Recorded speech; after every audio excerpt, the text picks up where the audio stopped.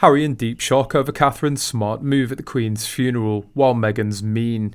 Why Kate didn't go to Balmoral with William, as it's revealed that even while Her Majesty slipped away, the King was dealing with another Prince Harry drama.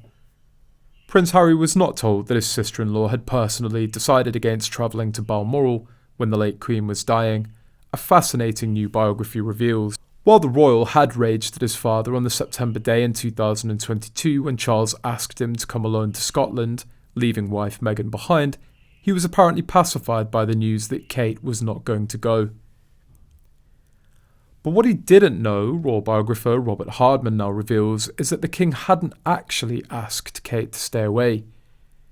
She'd decided herself to remain at Adelaide Cottage in Windsor with her 3 children, Prince George, Princess Charlotte and Prince Louis. They were starting their new school, Lambrook, on September the 8th, and the Duchess of Cambridge, she felt they needed one parent with them. Her husband, Prince William, was understandably racing up to Scotland to see his grandmother, with the then Earl and Countess of Wessex and Duke of York. It was by luck rather than judgment, but it made it a lot easier to tell Harry that he was coming alone, a royal aide says. The book also notes that, like the late Duke of Edinburgh, Queen Elizabeth didn't like a queue of family well-wishers flocking to her bedside while she was ill. Catherine made the right call. Her kids needed her and William was going to be whisked away to meetings now that Charles was king. A lot of meetings and planning was about to take place, and Catherine was where she needed to be. She was thinking of others, not herself. Harry and Meghan were only thinking of themselves.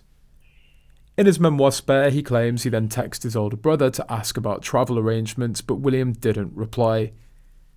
Clearly, Prince William didn't regard this as the appropriate moment for the intensely difficult conversation he needed to have with his brother, Daily Mail royal expert Robert Hardman writes dryly. There was wariness, he says, about Harry's forthcoming biography, and many in the family were still sore over the Sussexes' reckless betrayal. With regards, their Oprah Winfrey interview.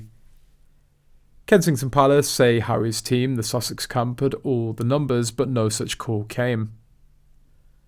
Charles called Harry again. It's in this call the prince later claimed he was told to come without Meghan. We can easily imagine the dread with which the then Prince of Wales approached that call.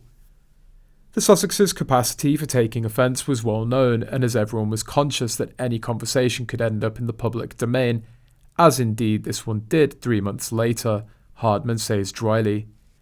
Harry raged at his father over Meghan. He later admitted describing him in Spare as nonsensical and disrespectful. He has that arrogance to say that.